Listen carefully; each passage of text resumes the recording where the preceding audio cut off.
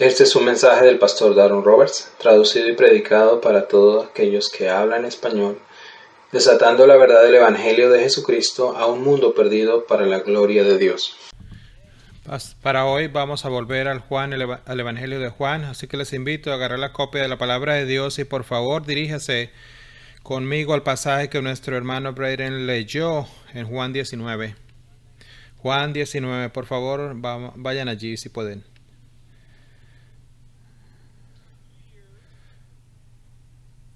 Dos años, 7 meses y 7 días. 2 años, 7 meses y 7 días. Y ustedes se preguntarán qué significa eso. Bueno, no lo sabía el significado de esos números hasta que el otro día alguien me preguntó cuánto tiempo hemos estado estudiando el Evangelio de Juan. Le dije, no lo sé, déjame buscarlo y lo busqué esta semana. 2 años, 7 meses y 7 días. Es aproximadamente 797 versículos que hemos estudiado juntos y alrededor de 100 horas de sermones. Entonces, desde que comenzamos nuestro viaje en el Evangelio de Juan, algunos de ustedes han estado todo el tiempo, se han sentado en más de 100 horas de predicación en Juan. Hemos estudiado juntos el Evangelio de Juan, hemos estudiado juntos la vida de Cristo. Ha sido enseguecedor, ¿no es verdad? Ver la gloria de Cristo puesta en las páginas de las Escrituras, versículo tras versículo, vemos el Dios hombre viviendo entre los mortales. Durante este tiempo, muchos de ustedes han venido a la iglesia. Algunos de ustedes han dicho, llegué en este capítulo y en este verso en particular fue cuando llegué aquí. Y eso es una cosa hermosa, un tributo a la fidelidad de Dios y su palabra, que lo que más amamos es lo que vamos a estudiar a su Hijo y podemos estudiar su palabra y eso nos emociona. ¿Por qué traigo todo eso a ustedes? No es para ver nuestra historia, que es maravilloso verla, pero lo que quiero que pienses por un momento es lo que hemos estado estudiando juntos. 797 versículos, 100 horas de sermones y ha habido un tema inconfundible que se repite en cada palabra, en cada versículo, en cada cláusula, en cada frase de este libro. Y creo que es sido singular. Creo que todo el Evangelio de Juan podría centrarse en esta cosa singular, en este tema singular. ¿Cuál es eso? El Evangelio de Juan no se trata tanto de la humanidad de Cristo como de la deidad de Cristo. El Evangelio de Juan, el tema singular podría ser este. El Evangelio de Juan es una serie de citas divinas en las que Dios hombre se reúne con los mortales. El Evangelio de Juan comienza en la eternidad y luego el Dios hombre entra en la tierra y el resto del Evangelio su secuencia tras secuencia es meticulosamente esa soberanía de Dios. Juan presenta a Jesús en un control soberano de todos los eventos. Hemos visto estas citas divinas tras citas divinas, tras citas divinas. Solo piénselo. Empieza persiguiendo a sus discípulos. Una cita divina en la que calcula caminar junto a ellos mientras que los está llamando. A veces es por la noche, a veces es por el día. Él prepara el momento perfecto para su primer milagro en la boda de Canaán. Luego de eso se encuentra por la noche perfecta y meticulosamente preparando para reunirse con Nicodemos cuando viene en Juan capítulo 3. Juan 4, él se encuentra en Lázaro al parecer inclinado junto a un pozo en el agua de un lugar donde una mujer que tiene 4 matrimonios fallidos y viviendo en adulterio venga a él. Y mientras él está en el pozo y ella viene a buscar el agua y él le ofrece aguas vivas con esa cita divina de la mujer adúltera. Y una y otra vez está Jesús absolutamente está donde quiera que esté en el momento correcto estableciendo estas citas divinas. Piense en el hombre ciego que nació ciego. El hombre nació ciego. Jesús sana su vista física y luego se desaparece hasta que el hombre es excomulgado de la sinagoga. ¿Quién está allí cuando él no le queda más nadie? Bueno, el buen pastor. Luego Juan 11, Lázaro viene a él y le dice, tu mejor amigo está muriendo. Jesús no se mueve durante 2 días para que Lázaro pudiera morir. María y Marta estaban desconsoladas. Jesús viene y dice, la razón por la que lo dejé morir es que quiero mostrar que soy la resurrección y la vida. Y llama a la tumba y le dice a la muerte que no tiene victoria, ven a mí, a la vida. Y luego piensas en la semana de la pasión y su propio arresto. Él fue el que entendió en emboscada a sus emboscadores. Él estableció su propio arresto, una cita divina para que fuera capturado.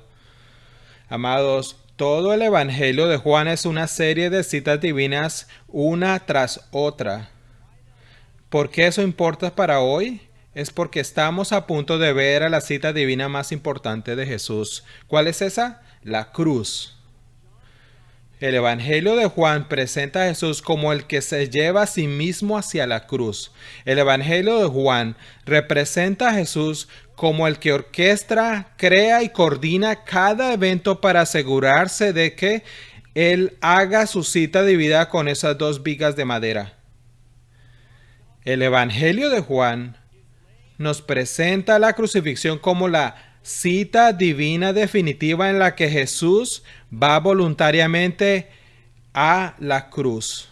De hecho, déjame mostrárselos en el Evangelio. Vamos a ir en el 19 al verso 28. Mire lo que dice. Esto es en el medio de la narrativa donde la que vamos a estar hoy.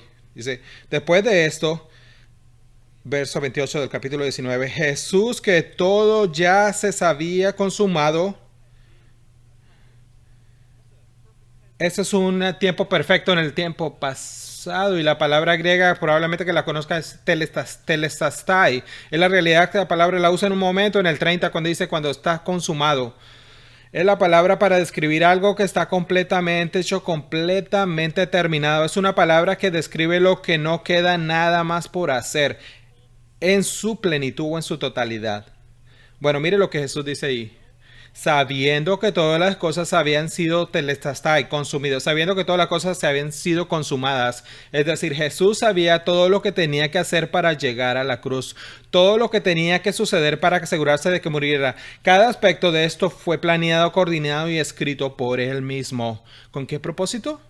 Para que pudiera decir telestastai. Mírelo allí en el 30. Entonces, Jesús, cuando había tomado el vinagre, dijo, consumado es telestastai. Está finalizado, no hay nada más que hacer, lo hice todo. Juan quiere que veamos la crucifixión no solo a través de la lente del sufrimiento, él quiere que veamos la crucifixión a través de la lente de la soberanía. Iglesia Cornerstone, escúchenme en esto.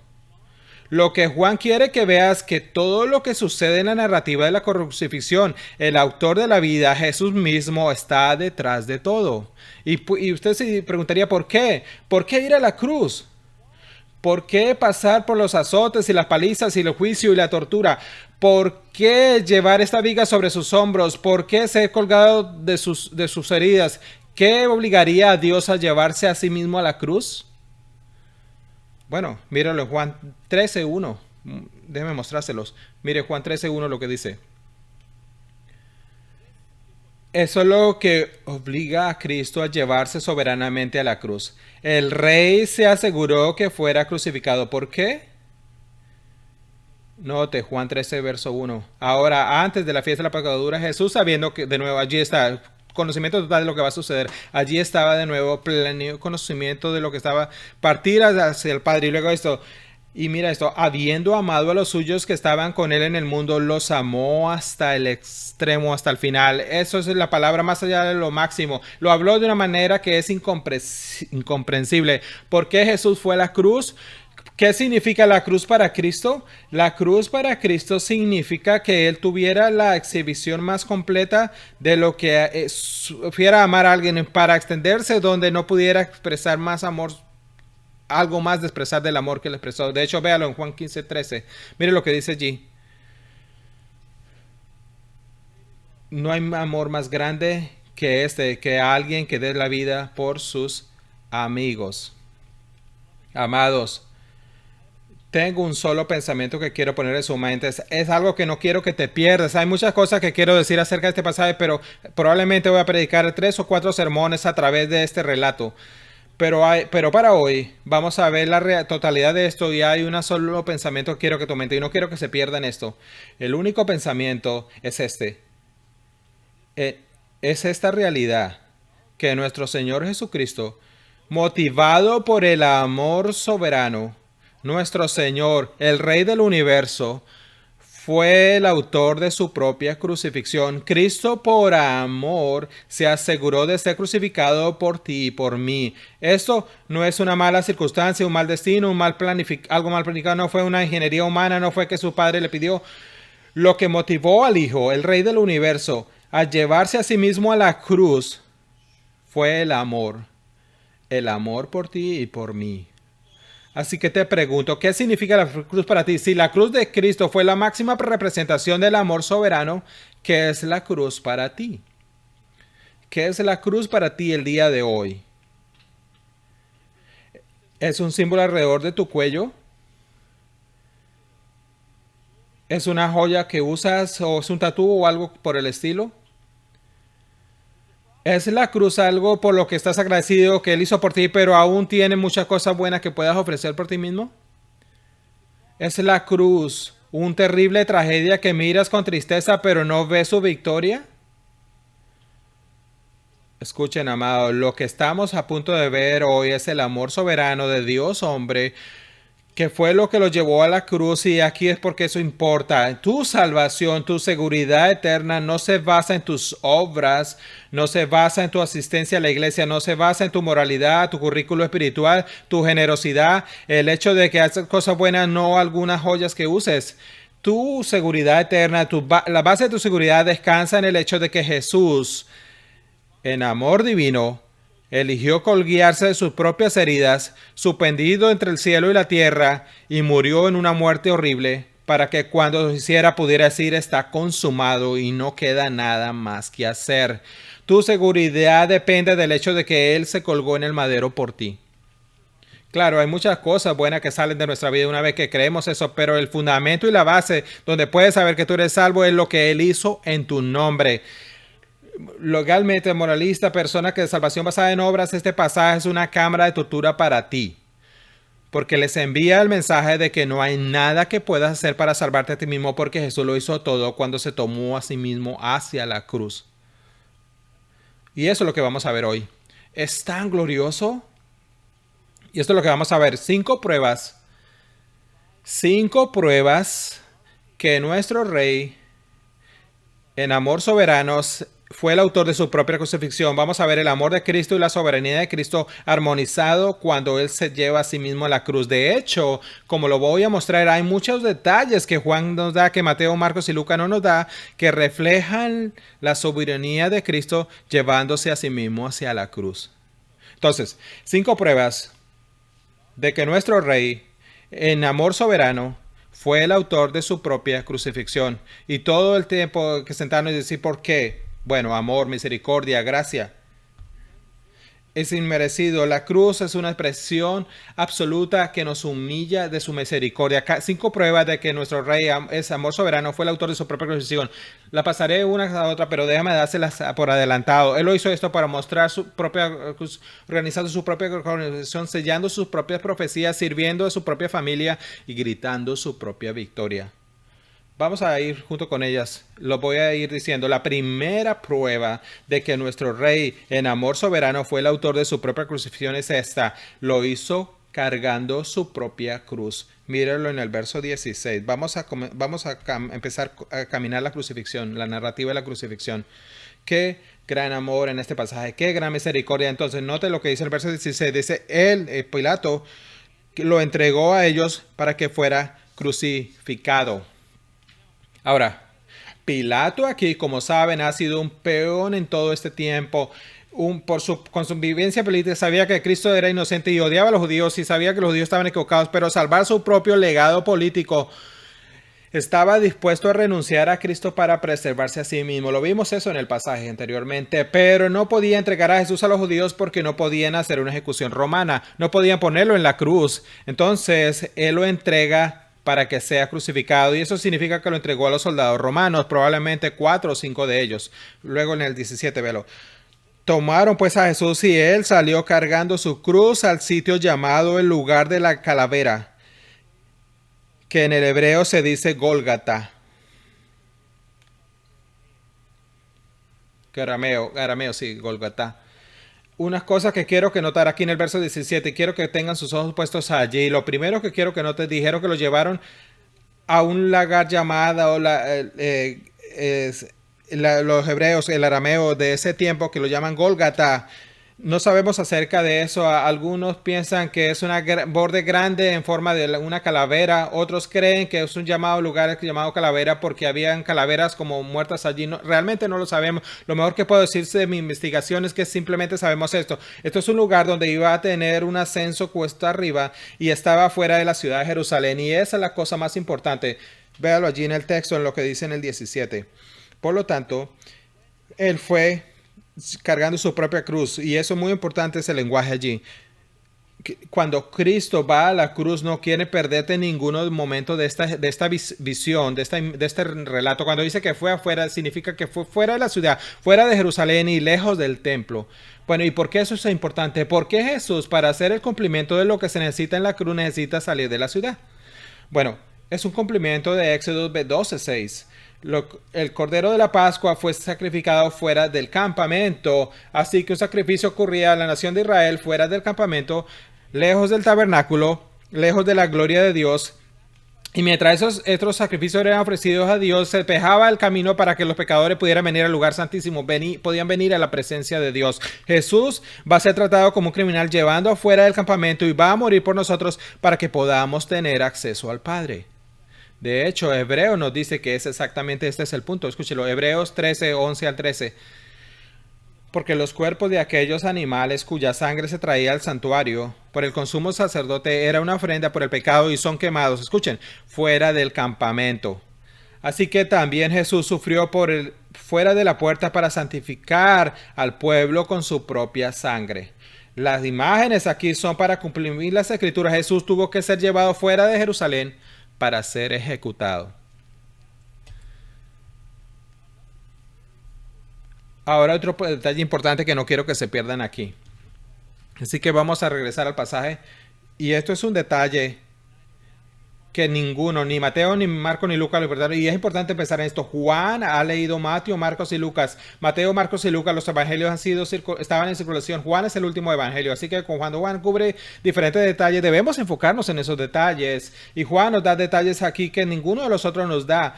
Y realmente va al punto de que él se lleva soberanamente a la cruz. Y este es el punto. Véalo en el 17. Lo llamaron a Jesús y salieron. Y luego dice, cargando su cruz. Y una buena traducción, si quiere escribirlo, es cargando su propia cruz en sus hombros. Montando la cruz en sus hombros, si lo quieren ver. Aquellos que conocen el Evangelio bien y han leído Mateo, Marcos y Lucas, inmediatamente probablemente tengan algo en su mente cuando dice que él está cargando su propia cruz. ¿No lo ayudó Simón de Sirén a cargar la cruz? Se preguntarían.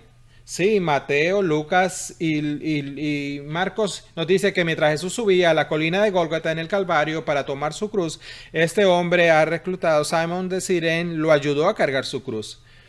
Y es en este punto que los liberales, los llamados eruditos, los llamaremos, supongo que no tienen nada mejor que hacer, decidieron que van a atacar las escrituras con ese punto. Y dicen, ven, hay una contradicción allí. Mateo, Marcos y Lucas dicen que Simón el Sireno ayudó a Jesús a llevar su cruz.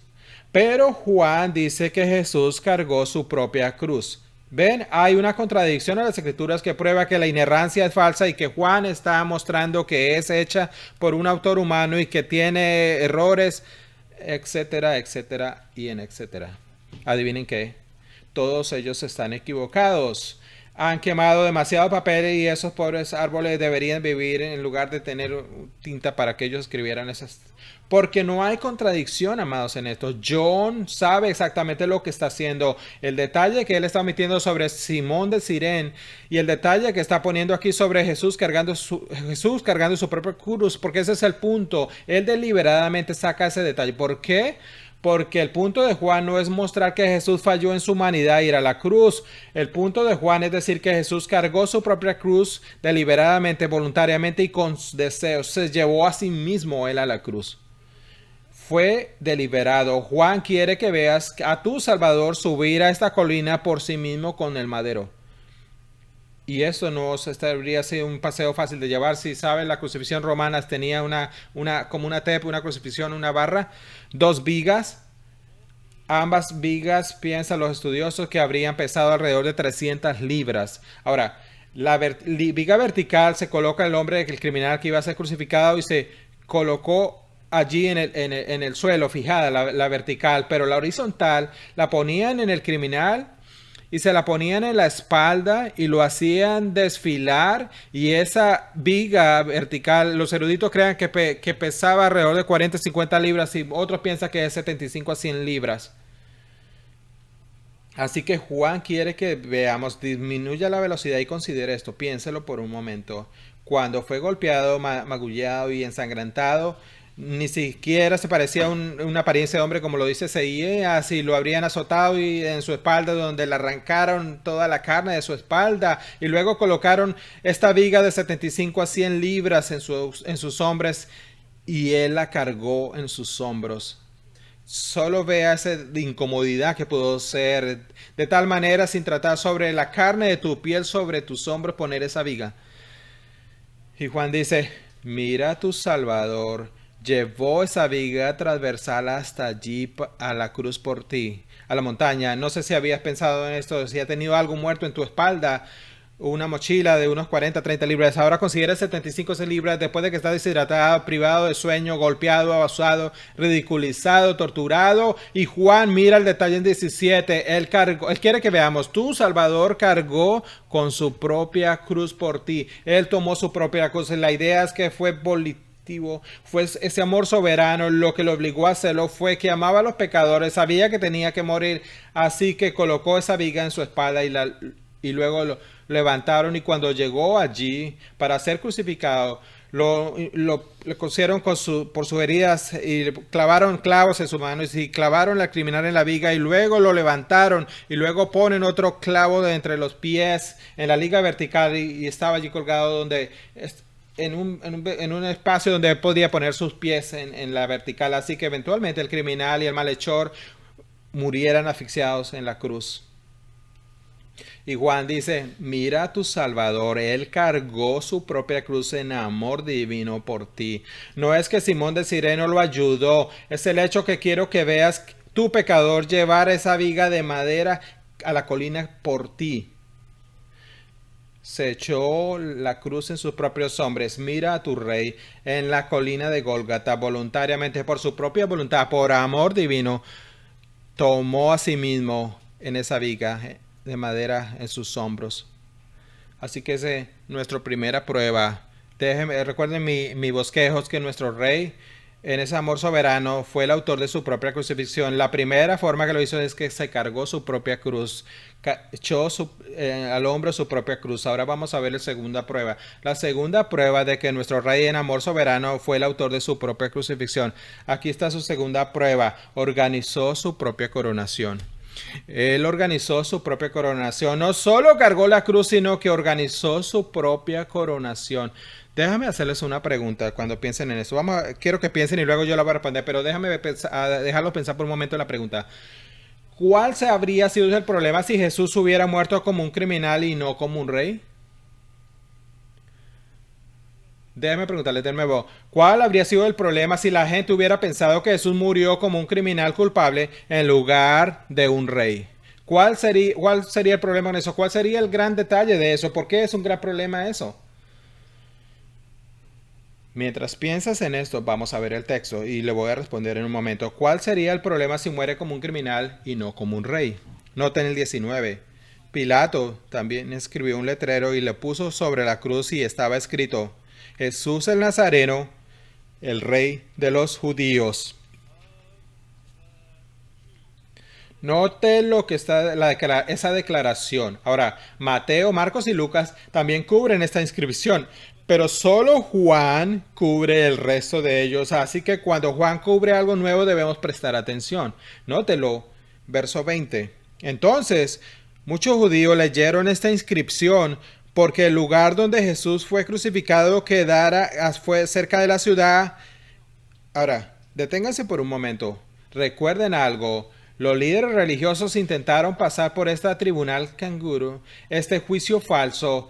Lo llevaron a todos estos 4 o 5 procedimientos legales. Trataron de apresurar porque querían que lo crucificaran temprano en la mañana tipo 6 o 7 de la mañana, antes de que nadie se levantara. Él está muerto y murió como un criminal. No hay levantamiento del pueblo. Pero ahora está a las 9 de la mañana y se está haciendo tarde y la gente está empezando a moverse alrededor. Y mire lo que el texto dice. Se estaban preocupando, la gente va a leer esto en esta inscripción, míralo en el 20. Por lo tanto, muchos de los judíos leyeron la inscripción porque el lugar donde fue crucificado quedaba cerca de la ciudad y estaba comerciantes, viajadores y la gente que va a las prácticas religiosas y van a su trabajo. Ellos verían esto que suponía ser un criminal podido en medio de estos otros dos hombres y los judíos se pusieron bien nerviosos acerca de esta inscripción, nótelo. El lugar donde fue crucificado estaba cerca de la ciudad y estaba escrito en hebreo, latín y griego. Sostenga ese pensamiento por eso. Juan es el único que nos da ese detalle y eso es un detalle bien importante. Nótalo en el 21 ahora. Por eso los principales sacerdotes de los judíos decían a Pilato, no escribas el rey de los judíos, sino que él dijo, yo soy el rey de los judíos. Y dice, ¿cuál es el problema con ello? ¿Por qué les importa eso? Bueno, piénselo por un momento. Querían que Jesús fuera crucificado por el delito de sedición que había cometido contra el rey de Tiberio, el rey de esa zona. Y recuerden, Jesús y Pilato estaban teniendo muchas discusiones sobre él como rey. Y si te acuerdas, Pilato le preguntó, ¿eres tú un rey? Y Jesús le dijo, sí, yo soy un rey y tengo autoridad de un reino que no es de este mundo. Y recuerden, Pilato había tratado con muchos reyes antes y por lo tanto se daría cuenta aquello que era un rey, que si era un problema para él y si no era un problema lo dejara ir, que no era una amenaza para su imperio, Tiberio. Pero los judíos querían que Jesús fuera ejecutado en una cruz romana por actuar como si viniera en contra del rey. Y después de que él y Pilato conversaron, Pilato sabía que este hombre no es ninguna amenaza, esto solo es un golpe para acabar con Jesús. Pero los judíos, la inscripción de él diciendo que dice que de ser el rey de los judíos, bueno, es un solo hombre afirmando eso y no es verdad. Pero si Pilato puso en la cruz el rey de los judíos, la gente podría pensar que es verdad. Qué ironía, ¿verdad? La ironía de eso es que Pilato escribió en la cruz por su odio a los judíos, hizo que sus soldados escribieran en la cruz lo mismo que los judíos no querían que escribiera, que afirmara que es el rey de los judíos, pero no lo declares que es el rey de los judíos porque a medida que la gente camine por allí podrían pensar que no está muriendo como un criminal, sino que está muriendo realmente como un rey. Y ese sería el peor escenario y eso es lo que tratamos de evitar. No queremos que la gente lo siga a él, sino que nos siga a nosotros. No queremos que piense que él es el rey, sino que nuestro judaísmo y estamos esperando por el Mesías, esperando por el Mesías es correcto. Así que miren la soberanía de Dios, usando un gobernador político corrupto, usando la ira que tenía por los judíos, usando los soldados romanos corruptos para declarar la perfecta declaración. Cristo es rey. Míralo en el 22. Pilato respondió, lo que escrito he escrito, no lo voy a cambiar nada. Ahora, amados, deténgase por un momento y aprecie esto. La cruz es un lugar para criminales. Cuando un criminal muere en la cruz, eso es una tragedia. Si un rey terrenal muere en una cruz y este es el final de su vida, eso es una tragedia. Pero Jesús, a través de una providencia soberana y meticulosa, usó el peón de Pilato, usó la ira de Pilato, la corrupción de los judíos, para asegurarse de que la inscripción de la cruz realmente declarara su propia coronación. La cruz se convirtió en una coronación. Piénselo por un momento. Dice, ¿cómo sabemos eso? Bueno, Jesús ya le dijo a Pilato que anteriormente en la sesión, si regresan el 19... Juan 19. Pilato quería actuar como si pudiera hacer las cosas por su propia cuenta. Míralo en el 11. Mire lo que Jesús le dijo. No, ninguna autoridad te ha dado si no te haya dado de arriba. Cualquier cosa es porque yo permito que lo hagas. Amados, este pasaje trata sobre la soberanía meticulosa y el amor divino. Jesús, piénselo por un momento, a través de un político corrupto y su odio por los líderes religiosos, lo hizo organizar o armar una lectura, una una escritura sobre la cruz que declaraba realmente quién Jesús era. Cuando Jesús muere en su propia cruz, no es una tragedia, es una señal de su realeza, y se aseguró de que se fuera a declarar sobre su cabeza. Por esa providencia soberana, el usar a estas personas, esto no fue lo que dijo que él era el judío, sino que lo declaró. Fue su coronación. Y esto es absolutamente impresionante, amados, cuando lo piensas. Absolutamente impresionante. Está organizando su propia organización. Entonces, vamos a regresar a la pregunta. ¿Cuál sería el problema si muriera como un criminal y no como el rey? Pues no sería el Mesías. Morir como un criminal, morir como el rey, cumple la profecía. Escuchen, Salmos 2:6, una profecía mesiánica. Pero por mí, a mí he instalado a mi rey en Sión. Jesús en esta inscripción está cumpliendo las profecías. Isaías 52:13. He aquí, mi siervo está prosperando, le estamos levantado y grandemente exaltado como el rey. Zacarías 9:9. Regocíjate, hijos de Sión, griten con emoción y alegría. Ve aquí tu reino, así viene hacia ti. Montado en un burro. Daniel 7, recuerden en la visión, y dice: aquí el Hijo del Hombre venía para recibir dominio, honor y reino.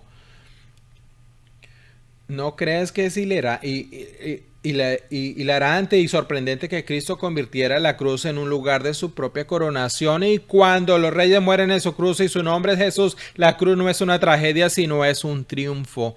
El cruz es un símbolo de victoria. El Cristo es un símbolo de victoria. He escuchado a la gente diciendo, y tal vez ustedes lo han escuchado, gente joven teniendo la cruz y dicen, bueno, no tienes idea de lo que significa, ¿sabes? Usar una cruz alrededor de tu cuello, eso sería como alguien que usando una silla eléctrica y está celebrando eso. Y nos reímos acerca de eso y decimos, sí, no aprecies lo de la cruz. Y realmente no me gusta esa ilustración. Porque cuando es Cristo y la cruz no es un símbolo de tragedia, no es como que un hombre murió en una silla eléctrica. Para Cristo la cruz era el signo de su realeza.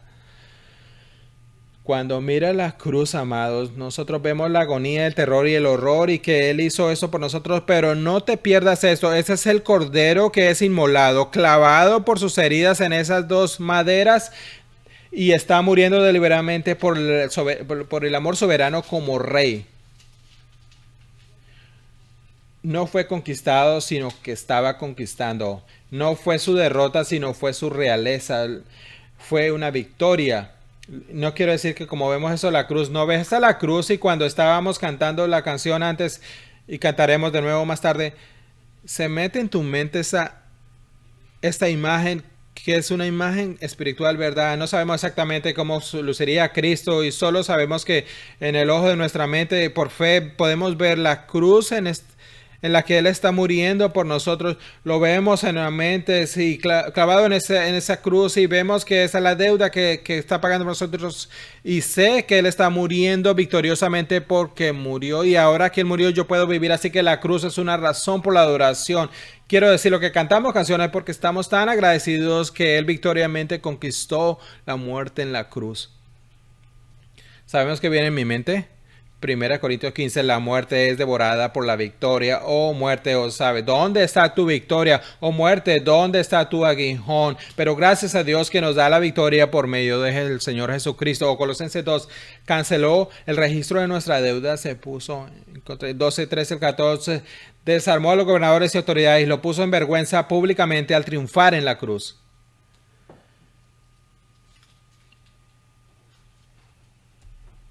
¿Sabe qué es tan fascinante como eso? Es que quería que el mensaje que era el rey que fuera internacional. Véalo en el texto, regresa en el 20. Véalo en el texto, verso 20.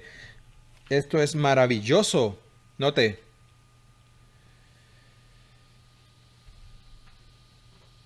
Así que el principal le dijeron, no escribas que el rey de los judíos, sino que él dijo que yo soy. Digo 21, perdón, vamos al 20. Por lo tanto, los judíos leyeron la inscripción, porque el lugar donde estaba crucificado era cerca de la ciudad y estaba escrito en hebreo, en latín y en griego.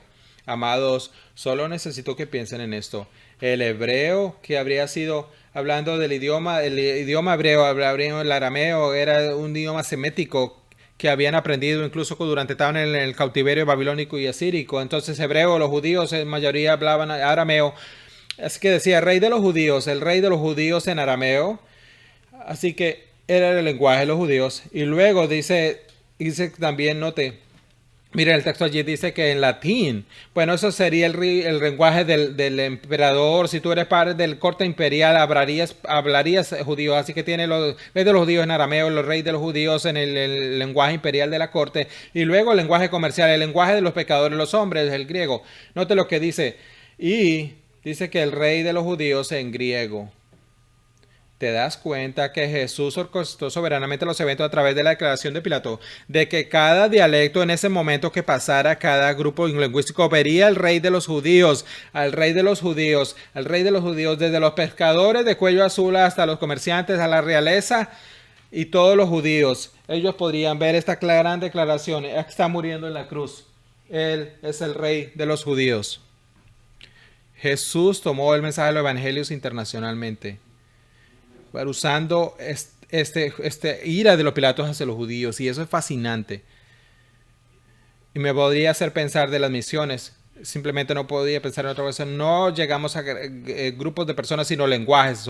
Apoyamos el ministerio de Finisterre, que está tratando de llegar a gente en Papua New Guinea, en las cadenas montañosas. Las cadenas montañosas, sí hay como 150 lenguajes. ¿Y sabe lo fascinante de toda esa misión? El mensaje es el mismo para esas personas tribales que la que fue para la gente de esos días que estaban caminando hacia El Salvador. Un hombre llamado Jesús, que murió en la cruz, que es el rey. Y la cruz fue un triunfo para ofrecer liberación y expiación de los pecadores que crean en él. El rey murió para que tú no mueras. Y ese es el mensaje que enviamos aquí, es el mensaje que vas a recibir hoy, el mensaje que llevamos a Papua New Guinea. El rey murió en la cruz. Y esas son las dos pruebas que hemos visto. Dos pruebas de que nuestro rey es, en su amor soberano, orquestó su propia crucifixión, cargando su propia cruz, programando su propia coronación, o para organizando su propia coronación. Y ahora la tercera prueba, sellando sus propias profecías, Estás empezando a entender quién está en control aquí. Él tiene el control de cuando va, tiene el control de dónde va, tiene el control del mensaje que sale de allí, tiene el control del mensajero, tiene el control de cómo va a morir. Cada detalle está soberanamente controlado por Dios en esta cita divina con la madera durante este proceso, motivado por el amor. Observe, mi tercer punto aquí es este. Su tercera prueba es esta. No solo cargando su propia cruz, no solo organizando su propia coronación, sino también sellando su propia profecía, sellando sus propias profecías. En un momento vamos a ver un montón de profecías muy rápidamente por un resumen, y luego la vamos a ver más tarde, que Jesús se asegura que está sellada. Me gusta la palabra sellado allí porque tiene la idea de algo auténtico, completado, verificado. Sabes que J.P. Free en su libro Arqueología de la Historia Bíblica llama la atención sobre el hecho de que hay 332 profecías distintas que se cumplieron en Cristo. 332 profecías. También señaló que matemáticamente la probabilidad de que se cumplieran estas 332 profecías distintas en una persona es matemáticamente imposible, excepto por aquel que creó las matemáticas. Él inventó las matemáticas, así que puede solucionarlo. Nótelo. Versos 23 y 24. Entonces los soldados, cuando crucificaron a Jesús, tomaron sus vestidos e hicieron 4 partes y parte para el soldado, y tomaron también las túnicas, y la túnica era sin costura, tejida en unas solas. Por lo tanto dijeron unos a otros: no la rompamos, sino echemos suertes sobre ella para ver quién se queda con ella. Ahora, en un momento, ese pequeño detalle allí, incluido por Juan, todos esos detalles es para cumplir una profecía del Antiguo Testamento. Entonces, lo que viene aquí es que Jesús en la cruz incluso está preocupado de que las escrituras se cumplieran mientras que Él estaba muriendo por nosotros. Pero solo por un momento, probablemente podríamos hacer un comentario sobre la brutalidad de estos soldados. Piénselo.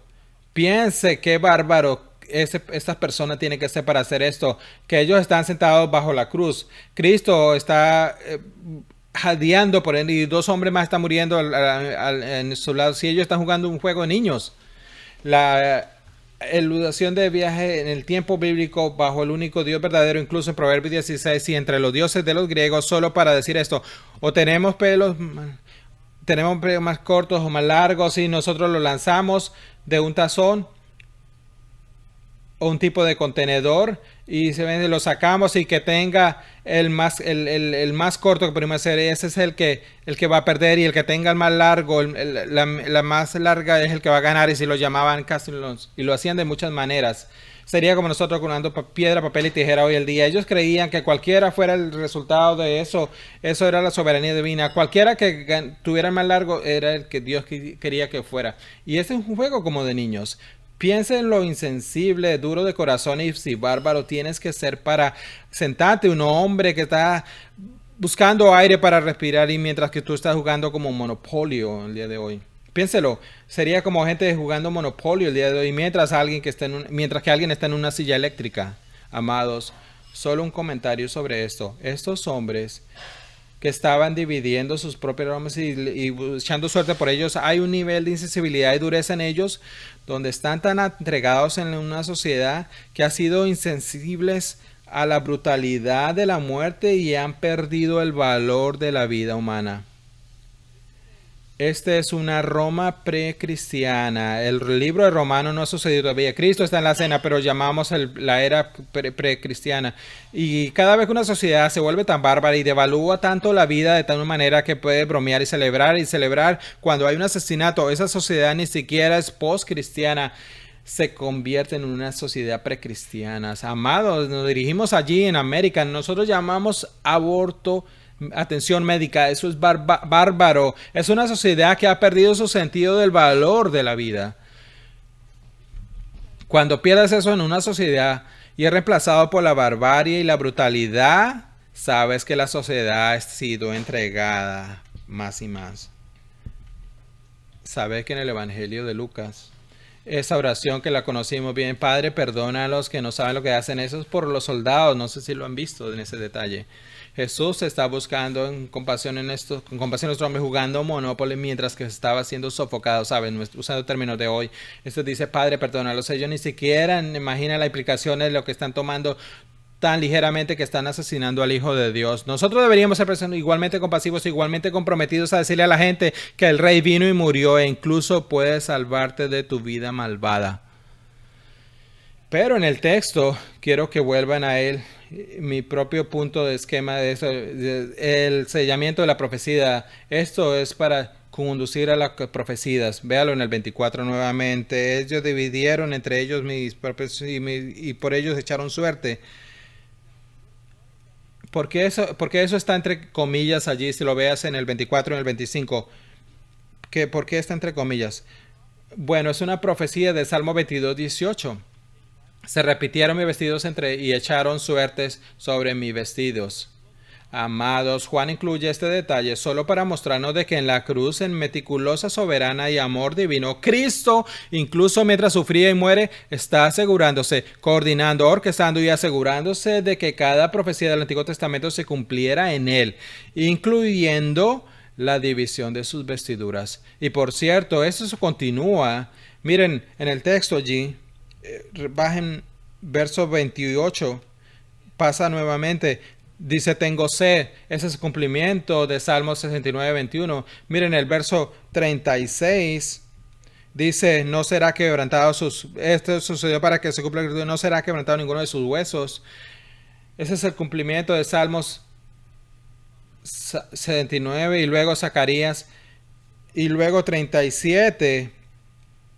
Hay otra escritura, dice que miran y miran y traspasar aquel, eso es Zacarías 12:10. ¿Cuál es el punto de todo esto? ¿Por qué Juan nos está mostrando todo esto? Es otra prueba de que Jesús tiene el control absoluto porque está sellando sus propias profecías. Así que esas son las tres pruebas. Jesús se muestra en amor soberano como el autor de su propia coronación para cargar su propia cruz, al organizar su propia coronación, al sellar su propia profecía. Y ahora miren esta. Quiere ver el amor soberano sirviendo a su propia familia, sirviendo a su propia familia. Quiero que vean en el texto ahora. Y no sea muy rápido. no se preocupen mucho, el punto 5 lo vamos a hacer toda la semana, ha sido consumado, lo voy a introducir hoy, pero por ahora quiero que vean en el texto allí, verso 25. Note cómo cambia el ángulo. Estamos viendo hacia la cruz y ahora es como si Juan gira el ángulo y dice, quiero que mires desde la cruz. Usted está viendo a Jesús, ahora quiero darle la vista de Jesús y es muy interesante. Quiero que lo vean allí, muy interesante. En la cruz estaba su madre, su hermana, la hermana de su madre, la mujer de Clopas y María Magdalena. Aquí, Mateo, Marcos y Lucas se amplía un poco más, pero no Juan. El enfoque de Juan es diferente. El enfoque de Juan es muy estrecho. Juan quiere que veamos la visión de Cristo y lo que había en su corazón.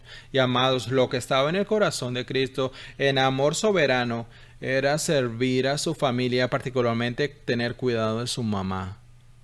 Algunos de ustedes cuidan a sus madres y a sus padres y padres mayores que están sufriendo y no se pueden cuidar por sí mismos. Cristo en la cruz se preocupa por el bienestar de su mamá. Quiere hablar del amor soberano y misericordia. Véalo, piensen esto antes de que yo le diga. Mira aquí Jesús en la cruz, mirando a su madre, muriendo por sus pecados, pagando el castigo para asegurar su eternidad. Y al mismo tiempo se asegura de sus necesidades eternas, quiere asegurarse de que sus necesidades temporales sean atendidas mientras ella viva. Imagínate el nivel del amor, la misericordia y la compasión y bondad que hay en el corazón de Cristo. Estamos viendo una visión de Cristo como hijo hacia su madre María. Véalo en el 26, cuando Jesús vio a su madre, al discípulo a quien amaba de pie. ¿Quién es ese? Bueno, ese es Juan. ¿Por qué dice que el discípulo que él amaba? Porque Juan estaba asombrado de que Cristo lo amara. La razón que se da ese título, como lo vimos en el Evangelio de Juan, que me dice, no creo creer que él me ame. Así que ahora estamos viendo los ojos de Jesús. Véalo en el texto. Jesús dice, ve a su madre y ve a Juan y está uno al lado del otro y está siendo crucificado. Y mire lo que dice. Él dice a su madre, mujer, he aquí tu hijo. Y dice, mamá, tu hijo se está muriendo. Entonces el hombre que está a tu lado, Juan, ahora va a tomar mi lugar como el hijo que va a tener cuidado de ti. Y luego lo que dice, y Juan tiene su nuevo rol como mi discípulo. Quiero que tengas cuidado de mi mamá. Y dijo a los discípulos, ahí tienes a tu madre. A partir de esa hora la acogió en su propio hogar. Amados, sigo diciéndoles esto, pero esto es una prueba de una soberana meticulosa y de amor soberano. Jesús está cumpliendo las escrituras, Jesús está cargando la cruz, Jesús está asegurando su conversión, Jesús está tomando a sí mismo la ira de Dios en contra del pecado para convertirse en nuestra justicia. Él va a decir, lo pagué todo, está completado, finalizado, pero antes de irme, después de que muera, mi mamá necesitará a alguien que la cuide y tú y su hijo se irá al cielo.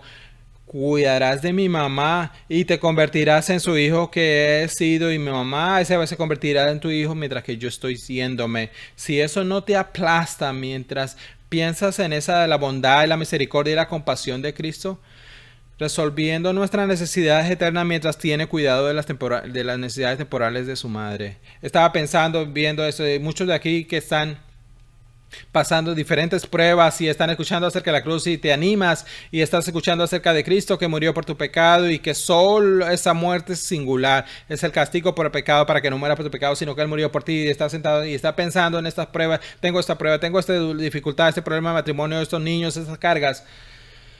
Déjame leerte un verso. Estaba pensando esto cuando estaba sentado en el frente, Romanos 8:32. El que no escatimó ni a su propio Hijo, sino que lo entregó por todos nosotros, ¿cómo no nos dará también todas las cosas? Si Cristo se cargó tu problema de pecado, si Cristo se cargó el problema de pecado de María, pero todavía estaba preocupado para atender sus necesidades temporales, ¿no crees que Cristo cuidará de ti? Si la cruz es verdadera y es el corazón de Cristo, entonces su provisión se extiende a todas las áreas. Si resolvió el problema de mi pecado, entonces puedo tener confianza sin importar lo que difícil que sea, sin la importancia de la circunstancia que estoy, en las dificultades que pueda entregar. Si Él tuvo cuidado de mi problema eterno, puede definitivamente tener cuidado de mis necesidades temporales. Cree eso, Cornerstone, crea eso con todo tu corazón. Deja que el Evangelio alimente tu fe en la forma como piensas acerca de las dificultades temporales. Jesús está cuidando la vida doméstica de su madre. Hay 2 sermones que podríamos predicar eso, pero eso es suficiente por ahora. 4 pruebas del soberano cuando el rey Jesús fue el autor de su propia coronación. Lo hizo por cargar organizando su propia coronación, sellando sus propias profecías y sirviendo a su propia madre, familia. Y por último, gritó por la victoria. Está consumado. Véalo en el 28. Después de esta cosa, Jesús, sabiendo que todas las habían consumado para se cumplieran que la escritura, dijo, tengo sed. Habría una jarra llena de vinagre allí, le pusieron una esponja llena de vinagre sobre una rama de hisopo y se la llevaron a la boca. Por lo tanto, cuando Jesús ha recibido este vinagre, dijo telestai, dijo, está consumado. E inclinó su cabeza y entregó su espíritu. Dicen, amado, ¿qué significa eso? Está consumado. Está terminado. No hay nada más que hacer. Si usted está aquí pensando, necesito a Cristo y algo más, esto te llevará al infierno. Realmente es. La seguridad que tienes es que Él lo pagó todo en esa cruz, en esa madero. Cuando dice está consumado, lo que dice está finalizado. No necesitas hacer más nada sino creer en Él. Cuando todo pasó ordenado, cada profecía cumplida, cada detalle controlado, se llevó a sí mismo a la cruz. Esto no es un grito de agotamientos, esta es una victoria. Yo pagué todo por ti al Padre, está consumado. Los pecadores pueden ser salvados ahora porque yo morí en este madero. Final de la discusión. Está consumado, está terminado. La canción que cantamos, no más deudas que tengo. No cantaré, no te preocupes. Pagó completamente, pagó en su totalidad. Escuchen, si tú estás aquí hoy y piensas que hay algo más que puedas para hacer, no entiendes el Evangelio. El Evangelio está consumado. Así que si usted está aquí y tiene alguna cosa en tu corazón que piensa, tengo que hacer esto para ser aceptable a Cristo, tengo que hacer esto para tener mérito. Escuchen esto, despojen de sus armas, dejen al lado su orgullo. Dejen al lado su rebelión, dejen todo al lado y mira al Calvario y di, está consumado, fue hecho por mí y para mí. Y tú caminas hacia la cruz por amor, de ese amor divino por ti. Mi seguridad, los fundamentos en los que descanso es que lo que tú hiciste por mí, porque yo no lo puedo hacer por mí mismo. Ustedes, jóvenes que están aquí, tus padres y la salvación de ellos no te salvarán a ti. Tus buenas obras no te salvarán. Venir a esta iglesia no te salvarán. Ir a los jóvenes, a los grupos de los jóvenes no te salvará. Lo que te salvará es creer que Jesús en la cruz completó todo lo que necesitas para estar bien con Dios. Todo hecho, está consumado. Está consumado, no hay nada más que hacer. Recuerde que les dije al principio, Juan 13:1, habiendo amado a los suyos que estaban en el mundo, los amó hasta el final. Eso como se les luciría ser amado hasta el final. Estos 2 maderos están el Mesías colgado y suspendido entre el cielo y la tierra. Si tú por fe pones, si tú miras a Cristo y dices, no hay nada que pueda hacer, nada que pueda ofrecer, nada que pueda ser aceptable. Lo único que tengo es darle mis pecados, que es por lo que fuiste a la cruz. Yo simplemente me bajo mis armas y por fe creo que tu muerte en la cruz fue por mí cuando dijiste que estaba consumado. Eso es suficiente para mí. No necesito nada que hacer o ofrecer, sino creer en ti. Serás salvo. 5 pruebas de que nuestro Rey en amor soberano fue el autor de su propia crucifixión, al llevar su propia cruz, al organizar su propia coronación, al sellar sus propias profecías, al servir a su propia madre y al contemplar su propia victoria. La próxima semana vamos a ver qué es lo que verdaderamente significa cuando está consumado. ¿Qué significa eso? Bueno, no más culpa, no más vergüenza, no más corrupción de Satanás, no más capacidad para que el pecador tenga que pagar su mismo, no más necesidad de expiar por el pecado, sino que está consumado. Y vamos a verlo de todas las maneras, pero por eso quiero que sepan que lo que terminó, ya se terminó. De hace 2000 años cuando él murió en ese madero y dice cuando consumado es suficiente para salvarte el día de hoy. Si tú eres cristiano, debes cantar fuerte y estar muy agradecido porque él dijo está consumado. No puedo salvarme a mí mismo, él me salvó por esa obra. Vamos a orar. Señor, gracias, estamos hipnotizados, aturdidos, abrumados de lo que hiciste en la cruz. Fue la completa y total pago por el pecado para hacer y la santificación y la justicia que necesitamos por el pecado. Está consumado, está finalizado, está totalmente completo. Señor, oro si hay alguien aquí que todavía no ha puesto completamente su fe en ti, que lo que hiciste en la cruz no fue suficiente para pagar su pecado, que ellos bajen sus manos y se entreguen a ti todo y por fe se entreguen en el altar de la humildad y creen en ti. Señor, que nada obra que los va a llevar al cielo, algunos méritos, que oren que eso los lleva a la destrucción y que tú los salves por tus heridas somos sanados. Es finalizado, está consumado, no debemos nada. Gracias por mostrarnos el amor divino y el soberano en orquestar cada evento, sellar cada profecía, llevar hasta la cruz. En tu nombre oramos, amén. Para más información sobre esta enseñanza y otros recursos puede dirigirse a nuestro sitio web cbckaty.org.